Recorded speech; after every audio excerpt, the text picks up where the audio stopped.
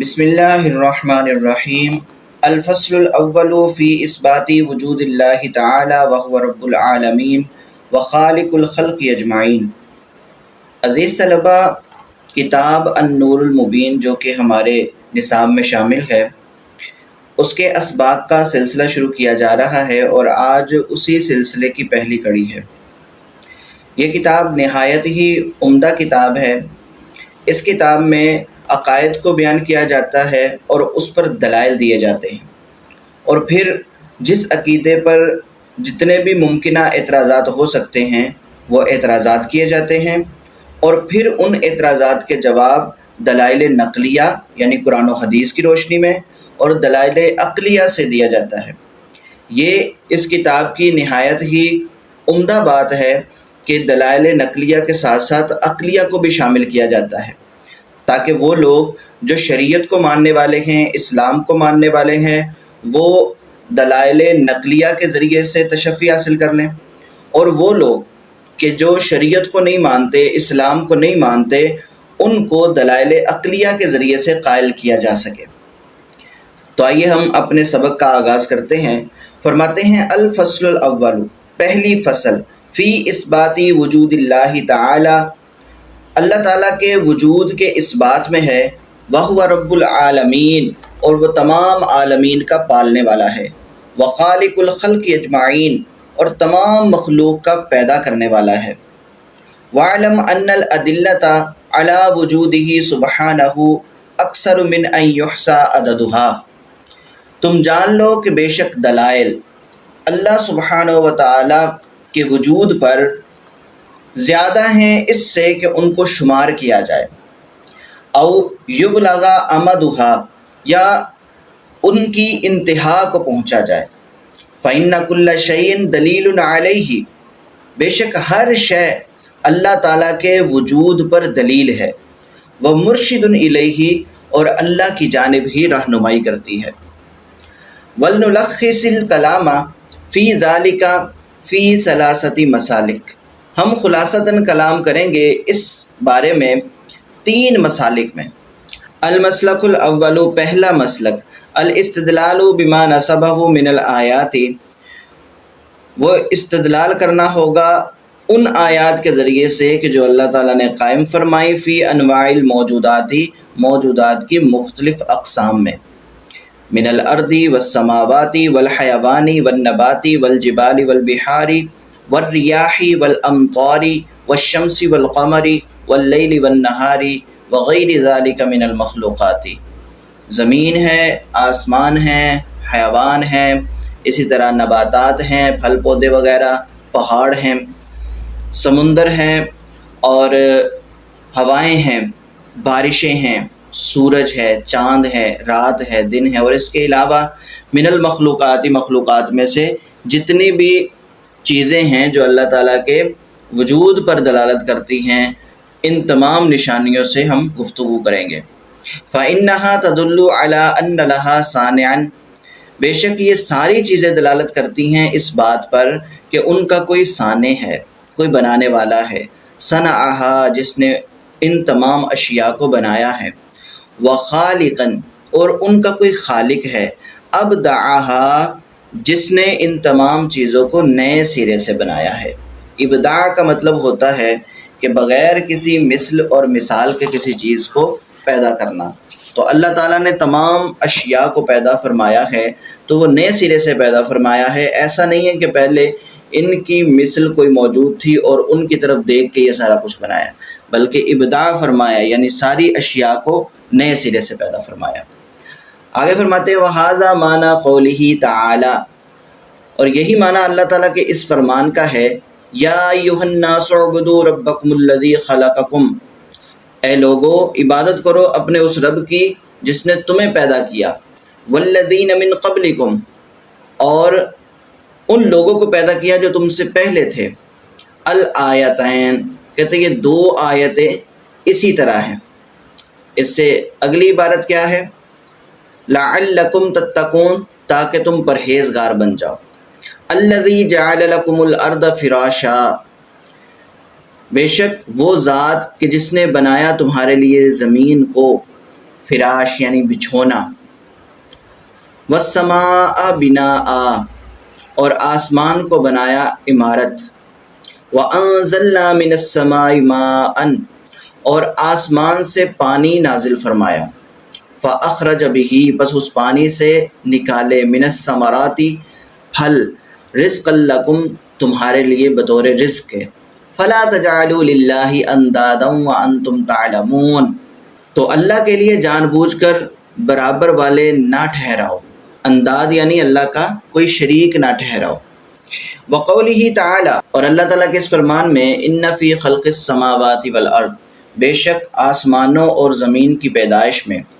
الی قولہ لآیات لقوم یعقلون تو فرماتے ہیں یہ پوری آیت کس طرح، ان فی خلق السماوات والارض واختلاف اللیل والنہار والفلک التی تجری فی البحر بما ينفع الناس وما انزل اللہ من السماء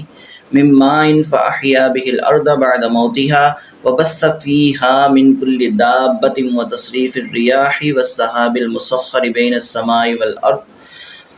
لآیات لقوم یعقلون بے شک آسمانوں اور زمین کی پیدائش اور رات و دن کا بدلتے آنا اور کشتی کے دریا میں لوگوں کے فائدے کے لیے چلتی ہے، اور وہ جو اللہ نے آسمان سے پانی اتار کر مردہ زمین کو اس سے جلا دیا یعنی زندہ کر دیا، اور زمین میں ہر قسم کے جانور پھیلائے، اور ہواؤں کی گردش، اور وہ بادل کہ آسمان و زمین کے بیچ میں حکم کا باندھا ہے، ان سب میں عقل مندوں کے لیے ضرور نشانیاں ہیں۔ آگے فرماتے ہیں وقولہ تعالی اور اللہ تعالیٰ کا فرمان، ومن آیاتہ ان خلقکم من تراب، یہ والی جو آیت ہے یہاں سے لے کے کہہ رہے آگے 6 آیات تک، وہ 6 آیات تک کیا ہوگی، آئیے اس کو پڑھتے ہیں۔ ومن آیاتہ ان خلق لکم من انفسکم ازواجا لتسکنوا الیہا وجعل بینکم مودۃ ورحمۃ ان فی ذلک لآیات لقوم یتفکرون اور اس کی نشانیوں سے ہے کہ اس نے تمہارے لیے تمہاری ہی جن سے جوڑے بنائے تاکہ تم ان کی طرف آرام پاؤ، اور تمہارے درمیان محبت اور رحمت رکھی، بے شک اس میں غور و فکر کرنے والوں کے لیے نشانیاں ہیں۔ اس سے اگلی آیت میں ارشاد فرمایا، وَمِنْ آیَاتِهِ خَلْقُ السَّمَاوَاتِ وَالْأَرْضِ وَاخْتِلَافُ أَلْسِنَتِكُمْ وَأَلْوَانِكُمْ إِنَّ فِي ذَلِكَ لَآیَاتٍ لِلْعَالِمِينَ اور آسمانوں اور زمین کی پیدائش اور تمہاری زبانوں اور رنگوں کا اختلاف اس کی نشانیوں میں سے ہے، بے شک اس میں علم والوں کے لیے نشانیاں ہیں۔ اگلی آیت میں ارشاد فرمایا، وَمِنْ آیَاتِهِ مَنَامُكُمْ بِاللَّيْلِ وَالنَّهَارِ وَابْتِغَاؤُكُم مِّن فَضْلِهِ اور رات اور دن میں تمہارا سونا اور اس کا فضل تلاش کرنا اس کی نشانیوں میں سے ہے۔ ان فی ذلک لآیات لقوم یسمعون بے شک اس میں سننے والوں کے لیے نشانیاں ہیں۔ اس سے اگلی آیت میں ارشاد فرمایا، ومن آیاتہ یریکم البرق خوفا وطمعا وینزل من السماء ماء فیحیی بہ الارض بعد موتها اور اس کی نشانیوں میں سے ہے کہ تمہیں ڈرانے اور بارش کی امید دلانے کے لیے بجلی دکھاتا ہے، اور آسمان سے پانی اتارتا ہے تو اس کے ذریعے زمین کو اس کی موت کے بعد زندہ کرتا ہے۔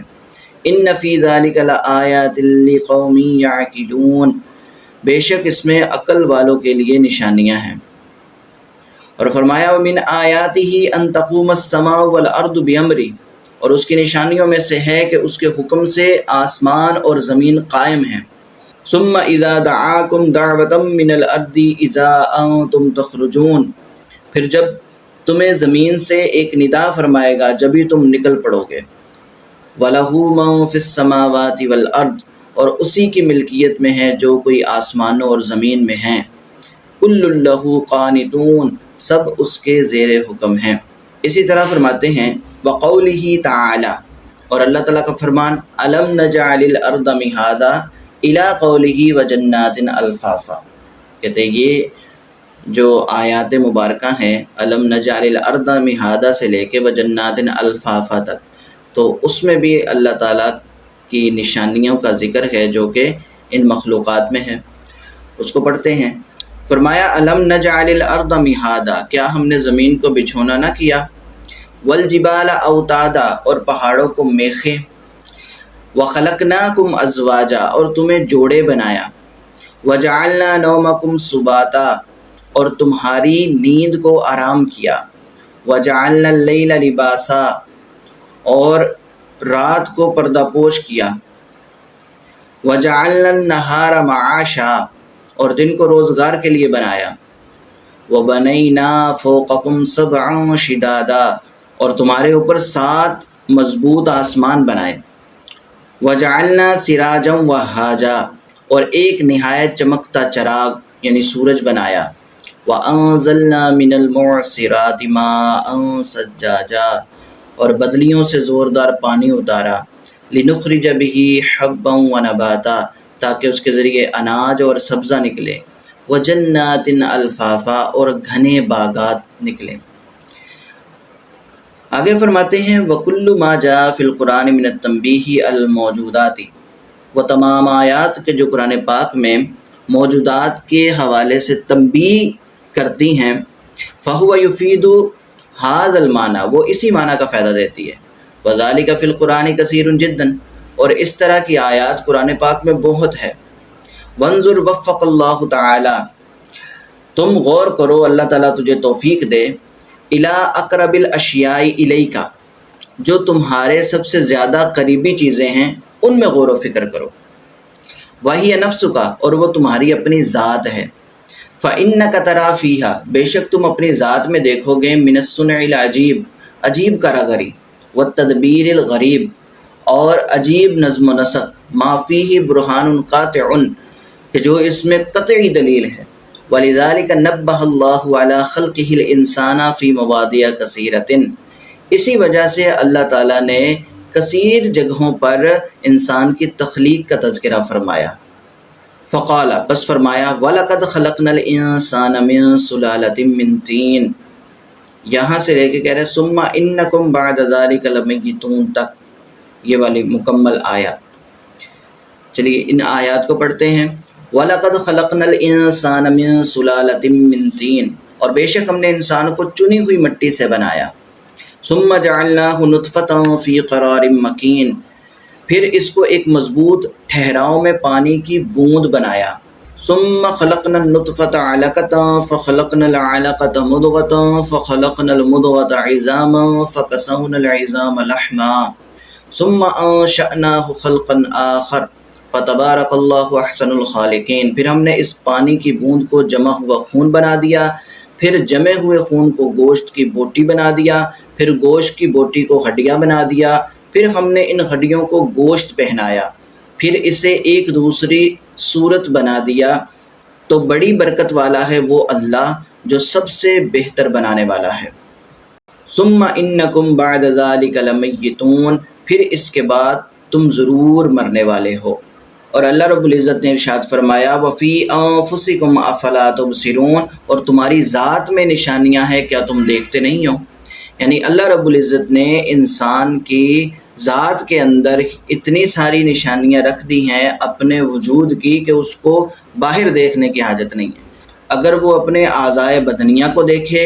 اپنے نظام انہضام کو دیکھے، دیکھنے سننے بولنے کی طاقت کو دیکھے، ان تمام اشیاء میں اگر غور کرتا چلا جائے گا تو اس کو خود ہی احساس ہو جائے گا کہ واقعی اس کا کوئی نہ کوئی بنانے والا ہے۔ لیکن اگر یہ ساری چیزیں نظر انصاف سے دیکھے گا تو، لیکن اگر نظر انصاف سے نہ دیکھے، اس کی سوچ میں ہی کجی ہو، تو اس صورت میں وہ حق تک نہیں پہنچ پائے گا۔ تو عزیز طلبہ، آج ہم نے کافی ساری آیات پڑھی جن سے یہ بات ثابت ہوتی ہے کہ اللہ تعالیٰ نے کائنات کے موجودات میں اپنی نشانیوں کو رکھا ہے، اور کائنات کے موجودات میں غور و فکر کرنے کے بارے میں ارشاد فرمایا ہے تاکہ کائنات میں جتنی اشیاء ہے ان میں غور و خوض کرنے کے بعد انسان اللہ تک رسائی حاصل کر لے اور اللہ کا قرب پالے، اور اللہ کے وجود پر دلائل اس کے پاس موجود ہوں۔ جس چیز کو بھی آپ دیکھیں، چاہے وہ نباتات میں سے ہیں، حیوانات میں سے ہے، زمین آسمان چاند سورج ستارے، تو ہر شے میں اللہ تعالیٰ کے وجود کی دلیل ہے۔ اگر غور و خوض کیا جائے گا تو انسان ضرور اللہ رب العزت کے وجود کو مانے گا، لیکن اگر غور و خوض نہیں کریں گے تو پھر ظاہر ہے کہ وہ حق تک نہیں پہنچ سکے گا۔ تو جی طلبہ، آج کا ہمارا سبق یہیں پر ختم ہوتا ہے. انشاءاللہ اگلے سبق میں ملاقات ہوگی. السلام علیکم ورحمۃ اللہ وبرکاتہ.